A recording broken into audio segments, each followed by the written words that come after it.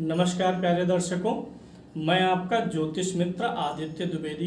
अगर आप अपनी कुंडली का परामर्श चाहते हैं, अपने प्रश्नों के उत्तर चाहते हैं, समस्याओं का समाधान चाहते हैं, खराब ग्रह दशाओं के उपाय जानना चाहते हैं, कुंडली मिलान करवाना चाहते हैं या किसी शुभ मुहूर्त के बारे में जानकारी लेना चाहते हैं, तो आप हमारे नंबर पर हमें कॉल कर सकते हैं या व्हाट्सएप मैसेज कर सकते हैं। अभी हमने जिस जन्म कुंडली को लिया है, डेट ऑफ बर्थ है 11 सितंबर 1980, 9:52 का जन्म है। बांदा का इनका जन्म है, बांदा उत्तर प्रदेश। इस जन्म कुंडली का विश्लेषण और इनकी समस्याएं क्या है, उनका समाधान किस प्रकार से होगा, आज हम लोग देखेंगे। सबसे पहले इस कुंडली में मैं ग्रह स्पष्ट बताता हूँ। लगन तुला है, शुक्र का लगन है, 17 अंश का लगन है, स्वाति नक्षत्र में लगन है, यह राहु का नक्षत्र है। सूर्य कुंडली में सिंह राशि में है, 24 अंश पर है, पूर्वा फाल्गुनी नक्षत्र में है, यह शुक्र का नक्षत्र है। चंद्रमा कन्या राशि में है, 14 अंश पर है, हस्त नक्षत्र में है, चंद्रमा का नक्षत्र है। मंगल कुंडली में तुला राशि में है, 14 अंश पर है, स्वाति नक्षत्र में है, यह राहु का नक्षत्र है। बुध कुंडली में अस्त है, कन्या राशि पे है, हालांकि उच्च राशि पर है, अस्त है, उत्तरा फाल्गुनी नक्षत्र में है, यह सूर्य का नक्षत्र है। गुरु सिंह राशि में अस्त है, 26 अंश का है, उत्तरा फाल्गुनी में है और यह सूर्य का नक्षत्र है। सूर्य के नक्षत्र में 3 ग्रह यहाँ पर स्थित है। शुक्र कर्क राशि में है, 10 अंश का है, पुष्य नक्षत्र का है, शनि का यह नक्षत्र है। शनि स्वयं कन्या राशि में है, 5 अंश पर है, उत्तरा फाल्गुनी नक्षत्र में है, सूर्य का नक्षत्र है। राहु कर्क राशि में है, 26 अंश का है, आश्लेषा नक्षत्र में है, यह बुध का नक्षत्र है। केतु मकर में है, 26 अंश का है, धनिष्ठा नक्षत्र और यह मंगल का नक्षत्र है। इन सारे इंटरप्रिटेशन को ले लेते हैं लगन कुंडली पे। यहाँ से मुख्य बात है कि इनके 3 ग्रह अस्त हैं। लगन कुंडली आपके सम्मुख है। यहाँ पे देखिए 7 नंबर की गिनती लगन में लिखी गई है। स्वामी शुक्र बनेगा। लग्नेश दशम भाव में जाना बड़ा अच्छा माना जाता है। तो ये शुक्र दशम भाव में जा करके कुछ अच्छे योग यहाँ पे बनाया है। सुख साधन जीवन में देने का प्रयास करेगा। हर व्यक्ति चाहता है घर हो, गाड़ी हो, तो ये सारे सुख देने का प्रयास ये शुक्र महाराज करेंगे। शुक्र के साथ में राहु भी बैठा हुआ है, इसे राजयोग माना जाता है, क्योंकि अगर शुक्र को देखें तो लगन हमारा त्रिकोण स्थान होता है। त्रिकोण के स्वामी के साथ शुक्र केंद्र स्थान में बैठा हुआ है, तो शुक्र और राहु की युति इनके जीवन में भोग देने का प्रयास करेगी। भोग, लग्जरी, सुख साधन देने का प्रयास करेगा। लगन में मंगल महाराज बैठे हैं, कुंडली मांगलिक हो जाती है, पत्नी भी मांगलिक होंगी या मंगल दोष का परिहार होने पे वैवाहिक जीवन में समस्या नहीं आती है। वैसे इनका वैवाहिक जीवन ठीक दिखाई देता है, क्योंकि गुरु की भी 9वीं दृष्टि सप्तम भाव पर है। छोटे मोटे विवादों के को छोड़ दें तो वैवाहिक जीवन ठीक है। मंगल जो लगन में बैठा हुआ है, यह शुक्र की राशि में है, धन भाव का स्वामी यही है, तो धन भाव का स्वामी शत्रु राशि में है, तो इसलिए धन बचत के मामले में इनको संतुष्टि नहीं आ पा रही है। केतु चतुर्थ भाव में बैठा है, स्थान परिवर्तन की संभावना जीवन में कई बार रहेगी। इनका स्थान परिवर्तन हुआ भी है कई बार, पढ़ाई के दौरान, नौकरी के दौरान, इस प्रकार से कई बार स्थान परिवर्तन होता रहे, इस बात का संकेत केतु देता है। ये जो चौथे भाव का स्वामी शनि है, 12 में गया हुआ है। लग्नेश 12 में जाए या चौथे भाव का स्वामी 12 में जाए तो व्यक्ति विदेश जाता है। तो चौथे भाव का स्वामी शनि 12 में है। कर्म भाव का स्वामी भी चंद्रमा 12 में है। भाग्य का भी स्वामी 12 में है, यानी नौकरी, रोजी रोजगार के लिए इनके बाहर का योग बना हुआ है। परमानेंट सेटलमेंट के लिए भी प्रयास करेंगे तो वो भी हो जाएगा, क्योंकि चतुर्थेश, दशमेश, भाग्येश तीनों 12 में है, तो इनको प्रयास करना पड़ेगा। इनके हर प्रयास में थोड़ी सी बाधाएं हैं, क्या हैं अभी मैं आगे बताऊंगा। यहाँ पर लाभ भाव में सूर्य अपनी राशि में है और गुरु के साथ बैठा हुआ है। सूर्य स्वराशि का है, वेतन अच्छा दिलवाता है। ये सूर्य इनको काफ़ी मदद कर रहे हैं पैसा दिलाने में, धन के कारक गुरु के साथ ही बैठे हुए हैं, तो सूर्य गुरु की युति इनको पर्याप्त आमदनी दिलवाएगी। यहाँ पर देखिए इस कुंडली में कालसर्प दोष भी निर्मित हो रहा, जिसका असर इनके जीवन पे रहेगा। शुक्र भले ही 10 अंश का है और राहु यहाँ पर 26 अंश का है, फिर भी इसका असर बहुत ज़्यादा है। ऐसे लोगों की ग्रोथ एक बार मिल जाती है, फिर उसके बाद रुकी सी रहती है। तो ये ग्रोथ इनको जीवन में अच्छा मिला हुआ होगा, लेकिन अब रुकी रुकी सी ठहरी ठहरी सी जिंदगी रहेगी। ये परमानेंट रेसिडेंट के लिए प्रयास कर रहे हैं। ये ऑलरेडी अमेरिका में है, जो कि यहाँ से साबित भी हो जाता लग्नेश दशमेश के 12 में जाने से, लेकिन इनका पीआर नहीं हो पा रहा और प्रमोशन बहुत दिनों से अटका हुआ है। कारण यही है कि राहु केतु के सर्किल में सारे ग्रह आ गए हैं, इन्फ्लुएंस में सारे ग्रह आ गए हैं, तो इसलिए सब कुछ बहुत धीमा इनके लाइफ में हो रहा है। प्रमोशन 7 साल से नहीं हुआ, 2 साल से फाइल लगी हुई है, हो नहीं रहा है, काम आगे बढ़ नहीं रहा है। ये सब राहु केतु का ही दुष्प्रभाव बनता हुआ नजर आ रहा है। 12वें भाव में शनि बैठा हुआ है, उसी के साथ में चंद्रमा भी है, उसी के साथ में बुध है। तो तुला लगन के लिए शनि और बुध तो कारक ग्रह हो जाते हैं। इनकी युति 12वें में व्यक्ति को बाहर ही अच्छा फल देती है। इंडिया में उतनी अच्छी सैलरी या रिस्पॉन्स नहीं मिल पाएगा जितना इनको बाहर मिल जा रहा है। चंद्रमा और शनि की युति मानसिक असंतुष्टि बनाए रखती है। व्यक्ति अंदर से मन से खुश होने के अवसर कम पाता है। तो यहाँ पे शनि चंद्रमा का यह भी दुष्प्रभाव नजर आ रहा है। अब इनकी कुंडली का जो सबसे प्रमुख कारक होता है, जो एक केंद्र का स्वामी है और एक त्रिकोण का स्वामी है, यह शनि है और यह अस्त होकर के बैठा हुआ है। सूर्य 25 अंश पर है और शनि 5 अंश पे है, दोनों के बीच सिर्फ 10 अंश का अंतर है। तो शनि को थोड़ा बल देने की जरूरत है। दूसरा, इनका जो भाग्य का स्वामी बुध है वो भी अस्त है, तो बुध को भी बल देने की जरूरत है। लेकिन दिक्कत यह है कि शनि और बुध 12वें में बैठे हैं, इसलिए इनका रिंग नहीं पहन सकते हैं। लॉकेट में बनवा करके, लॉकेट यानी गले में पहनना है, शनि का नीलम, बुध के लिए पन्ना और शुक्र के लिए ओपल। ये 3 स्टोन एक में बनवा करके लॉकेट में गले में पहनेंगे तो सूट करेगा और इसका असर आएगा, थोड़ा सा तेजी जीवन में बढ़ेगी, पीआर वगैरह के काम होने में आसानी रहेगी और इनको काल सर्प की शांति भी करानी पड़ेगी ताकि प्रमोशन वगैरह में और सेटलमेंट वगैरह में मदद मिले। हालांकि यहाँ पे शुक्र बाहर है तो आंशिक काल सर्प दोष है, लेकिन वो भी बहुत ही प्रबल रूप से इनके मामले में काम कर रहा है। इनकी कुंडली के लिए एक तो गुरु प्रबल मारक बनता है, 3य भाव और 6ठे भाव का स्वामी है, और दूसरा मारक मंगल बनता है। गुरु और मंगल इनके लिए मारक है। गुरु की महादशा में इनको कुछ तकलीफें आएंगी, परेशानियां आएंगी, अभी दशाओं पर चलेंगे तो इस बात का विश्लेषण करेंगे। वर्तमान में बृहस्पति का गोचर इनकी चंद्र राशि से 8वें में चल रहा है। अप्रैल 2023 से अप्रैल 2024, ये 13 महीने का जो समय है, ये समय इनके नौकरी पे खतरे के लिए संकेत दे रहा है, क्योंकि बृहस्पति का गोचर इनकी राशि से 8वें चल रहा है और बृहस्पति इनके लिए मारक ग्रह भी है। अस्त अवस्था में है, विकल अवस्था में है। कोई ग्रह अस्त हो, विकल हो तो उसकी दशा में मानसिक तनाव, संताप और परेशानियां बढ़ती हैं। 10म भाव का स्वामी बुध है, 10म भाव का स्वामी चंद्रमा है, जो कि बुध की राशि में बैठा है 12वें में। कन्या राशि में 3 ग्रह यहाँ पर बैठे हुए हैं। बुध की जो राशियाँ होती हैं ये कंप्यूटर, आईटी, इंटरनेट से जुड़ा हुआ होता है, सेल्स एंड मार्केटिंग का होता है। तो सेल्स एंड मार्केटिंग में आपकी जो एक शिकायत है कि आपके क्लाइंट कम आ पाते हैं, उसका कारण भी यही है कि आपका बुध अस्त होके बैठा है। तो जो 3 स्टोन मैंने आपको लॉकेट में पहनने के लिए बताए हैं, जब आप उसे पहनेंगे तो आपके क्लाइंट आपको ज़्यादा अच्छा रिस्पॉन्स दे पाएंगे। भाग्य का स्वामी बुध है, अस्त है, भाग्य का साथ आपको नहीं मिल पा रहा है और आपको इन चीज़ों पे फोकस करना होगा, भाग्य का साथ लेने का प्रयास करना पड़ेगा, क्योंकि यहाँ पे बुध महाराज अस्त होकर के बैठे हुए हैं। साथ ही शनि भी अस्त है। तो इन दोनों स्टोन को ओपल के साथ में, पन्ना ओपल नीलम 6 से 8 कैरेट का बना के पहनने के बाद चीज़ें बदल जाएंगी, आपका परफॉर्मेंस बहुत अच्छा हो जाएगा।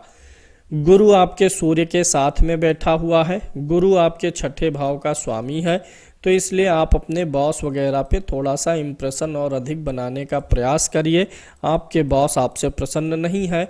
सूर्य चूंकि अपनी राशि में है, इसलिए जानबूझ के आपके जो बॉस या सीनियर्स होंगे वो आपका नुकसान नहीं करना चाहेंगे। नवमांश कुंडली का लगन देखिए तो नवमांश कुंडली के लगन में बुध नीच राशि में स्थित है, जो कि बुध आपके लगन कुंडली का भाग्येश भी है। तो भाग्य का स्वामी नवमांश में नीच राशि में है, यानी यहाँ से भी संकेत मिल रहा है कि भाग्य आपका वीक है, भाग्य को प्रबल करने की जरूरत है और उसके लिए वही स्टोन ही चलेगा। नवमांश कुंडली के दसम भाव में गुरु बैठा हुआ है, जो पत्नी के काम करने का संकेत देता है। आपकी पत्नी भी कामकाजी रहेंगी और काम करेंगी। अगली कुंडली पे चलते हैं। देशकाल कुंडली के लगन में मंगल बैठा हुआ है, लग्नेश शनि अष्टम भाव में जाकर के बैठा हुआ है। लग्न ये परिश्रम वाली कुंडली होती है, मेहनत की। आप जो मेहनत और परिश्रम कर रहे हैं, अष्टम भाव एक छिपा हुआ स्थान होता है, आपका परिश्रम छिपा हुआ है, लोगों के सामने आप अपने परिश्रम को नहीं साबित कर पा रहे हैं, यह संकेत यहाँ पे मिल रहा। हालांकि मंगल बैठा है तो परिश्रम आप उचित कर रहे हैं, तो वही शनि का स्टोन इसमें मदद करेगा। चतुर्थांश कुंडली के लगन में राहु बैठा हुआ है, लग्नेश उच्च का होकर के दसम भाव में बैठा हुआ है। चौथे भाव का स्वामी चंद्रमा नवम भाव में जाकर के बैठा हुआ, यानी आप जहां कहीं रहेंगे वहां का एटमॉस्फियर अच्छा रहेगा, सुख साधन आदि आपको मिलते रहेंगे। पंचमांश कुंडली देखते हैं तो पंचमांश कुंडली के लगन में मंगल बैठा हुआ है, गुरु की राशि में है, गुरु तीसरे भाव में जाकर के बैठा हुआ है। तो आप जो काम करते हैं उसमें नॉलेज की कमी तो नहीं नजर आ रही है, ज्ञान विज्ञान और बुद्धि हुनर आपके जीवन में पर्याप्त दिखाई दे रहा है। षष्ठांश कुंडली का लगन देखिए तो यहाँ पे लग्नेश छठे भाव में गया हुआ है। विरोधी और प्रतिद्वंदियों को देखते हैं। छठे भाव में आपके दो शुभ ग्रह बैठे हुए हैं, छठे भाव में क्रूर ग्रह का होना ज़्यादा अच्छा है।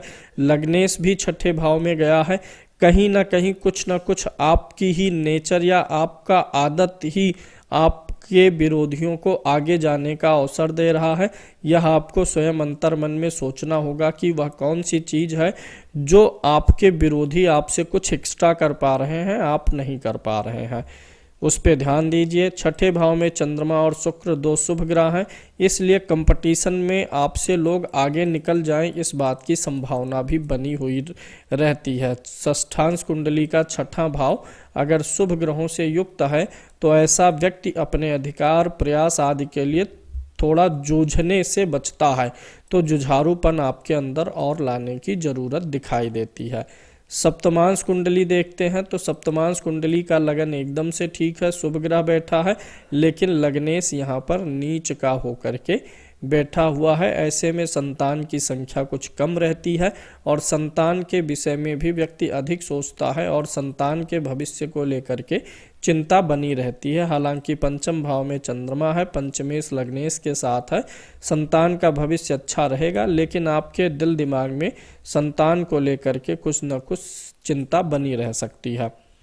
अष्टमांश कुंडली का लगन ठीक है, लगन पीड़ित नहीं है, लग्नेश भी लाभ भाव में गया हुआ है और अष्टम भाव पर शनि की दृष्टि अच्छी आयु का संकेत देती है। आयु आपकी अच्छी रहेगी, आयु लंबी रहेगी। नवमांश कुंडली को मैंने बता ही दिया कि लगन में ये जो बुध बैठा हुआ है ये आपके भाग्य को कमजोर कर रहा है, भाग्येश होकर के यहाँ नीच का है। आपके पत्नी को भी ये चूंकि लगन ही है, आपके पत्नी को भी काम से तनाव देने का प्रयास ये करेगा। दसमांश कुंडली का लगन ठीक है, लगन पीड़ित नहीं है, लग्नेश द्वितीय भाव में गया है, उच्च के सूर्य के साथ में बैठा हुआ है, तो ये स्थिति काफ़ी ठीक यहाँ पे दिखाई दे रही है। सूर्य छठे भाव का स्वामी है, जो संकेत दे रहा है कि जीवन में नौकरी ही आपके लिए प्रधान रहेगा, अपना स्वयं का काम कर पाना आपके लिए मुश्किल रहेगा। तृतीय भाव का केतु अच्छा होता है, मेहनत परिश्रम करवाता है। चतुर्थ भाव में शनि और शुक्र की युति है। This is the very important point in your horoscope in detail. दसमांश के चतुर्थ भाव में यह बात बड़ी महत्वपूर्ण है। शुक्र और शनि की युति हो ना, तो आप अगर पैसा कमाना चाहते हैं तो आप समय दीजिए। जिस समय आप जितना अधिक देंगे अपने काम पे, आप उतना अधिक ग्रोथ करेंगे। अगर शुक्र शनि की युति हो तो बस एक ही रेमेडी है कि आप समय अधिक दीजिए। जितना अधिक समय देंगे काम पे, काम आपको उतना अधिक बेहतर परिणाम देगा। पंचम भाव में बुध बैठा हुआ है, आप अपने कामकाज के अच्छे जानकार हैं। सप्तम भाव में चंद्रमा बैठा हुआ है, तो कार्यस्थल पे लेडीज और शुक्र भी अच्छा है। कार्यस्थल पे लेडीज एम्प्लॉइयों के द्वारा आपका फेवर होगा। अगर लेडीज बॉस रहेंगी तो आपका फेवर लेंगी, आपके लिए अच्छा करेंगी। नवम भाव में राहु बैठा हुआ है, यह मंगल की राशि में है और मंगल 12 में बैठा हुआ है, यानी ये चीज़ें ठीक है। लेकिन ये मंगल के 12 में जाने से काम का तनाव भी बनने का योग रहता है। कार्यस्थल पे आपको सारे सुख साधन मिलेंगे। एकादशांश कुंडली देखते हैं तो यहाँ पे लगन में 2 शुभ ग्रह केतु के साथ बैठे हैं। लग्नेश 12 में गया हुआ है, तो यहाँ पे केतु बैठा है चंद्रमा के साथ, और मंगल इच्छाओं को पूरा करने के लिए, जरूरतों को, इच्छाओं को पाने के लिए आप मेहनत करेंगे, लड़ना पड़ेगा, लड़ के पाएंगे, लेकिन मिलेगा सारा सुख साधन आपको। द्वादशांश कुंडली का लगन में सूर्य और राहु का ग्रहण है, और यहाँ पे चंद्रमा शनि की राशि में दशम में बैठा हुआ। पिता के सुख और स्वास्थ्य से थोड़ी सी परेशानी नजर आती है, माता का ठीक नजर आ रहा है। खोडसांश कुंडली से वाहन का सुख देखेंगे। लगन का स्वामी स्वाग्रही है और चतुर्थ भाव का भी स्वामी स्वाग्रही है। 4 पहिया वाहन का योग आपकी कुंडली में है। समय, परिस्थिति और जरूरत के अनुसार आपको 4 पहिया वाहन का सुख मिलेगा। आध्यात्मिक उन्नति के परिप्रेक्ष्य में लगन ठीक है, और नवम भाव में शनि बैठा हुआ है, जिस पे गुरु और चंद्रमा की दृष्टि है। थोड़ा सा आपको यहाँ शनि है, तो आध्यात्मिक मामलों में थोड़े से आप सुस्त हैं, आलसी हैं। थोड़ा सा और आपको अपने पूजा पाठ या ईश्वर आराधना, ध्यान आदि पर भी केंद्रित करने की जरूरत दिखाई दे रही है। सर्वाष्टक वर्ग की कुंडली देखिए तो जो एवरेज पॉइंट होते हैं वो 28 होते हैं, तो आपके लगन में 28 से कम, बहुत ज़्यादा कम 22 पॉइंट्स हैं, यानी जुझारूपन आपके अंदर थोड़ा सा कम है। लड़िए चीज़ों से, भिड़िए, स्ट्रगल करिए, मेहनत करिए, मेंटल प्रेशर लेना काम का सीखना पड़ेगा आपको और अधिक। धन भाव में 31 पॉइंट है, यानी धन की स्थिति जीवन में कभी बिगड़ेगी नहीं, यानी आप कभी भी जो है जॉबलेस नहीं होने वाले हैं। परिश्रम भाव में 25 पॉइंट्स है, ऑफिस में परिश्रम और बढ़ाइए। सुख साधन जीवन में अच्छा है, संतान का भी आपका ठीक ठाक है। लगन में 22 पॉइंट है और कंपटीटर वाले भाव में 28 है, कंपटीटर्स आपके हावी हैं। पति पत्नी का स्वभाव लगभग मैचिंग का है, क्योंकि यहाँ 22 है, यहाँ 21 है।